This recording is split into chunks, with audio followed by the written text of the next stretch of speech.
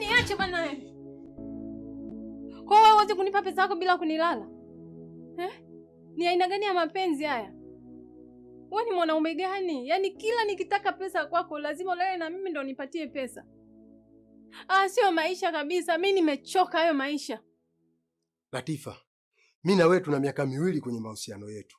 Lakini hebu kumbuka, toka umeingia mwaka huu, mimi na wewe tumekutana mara ngapi? Mimi nimechagua sehemu yangu ya utulivu ni kwako. Lakini ninapokuja hapa tena unaniongezea stress kichwani. Maana yake nini Latifa? Uone kama unaninyanyasa?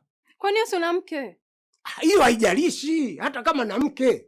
Nimechagua hapa ni sehemu ya kupumzika, na ndio maana nikakupangishia nyumba mimi, nikakununulia gari, kila kitu nikakuwekea, mpango wako ikawa safi kabisa kwa ajili hiyo. Wewe ni sehemu yangu mimi ya kupumzika hapa. Nisikize. Mimi sipendi mapenzi. Sipendi kufanya. Kwa kama siko nikijisikia nitakupa. Na kama unataka kunisaidia nisaidie, na kama utaki basi. Kumbe wewe ni mpumbavu Tena mshenzi kabisa. Unaniona mimi sina akili au vipi? Nahangaika huko kwa ajili yako. Nimekununulia gari, nimekupangishia nyumba, maisha yako na yaendesha, lakini bado unielewi. Nisikilize wewe mshenzi wewe. Wewe. Sasa nasema hivi, kama ni ile pesa, mimi nilikuja nayo. Pesa hii umeiona?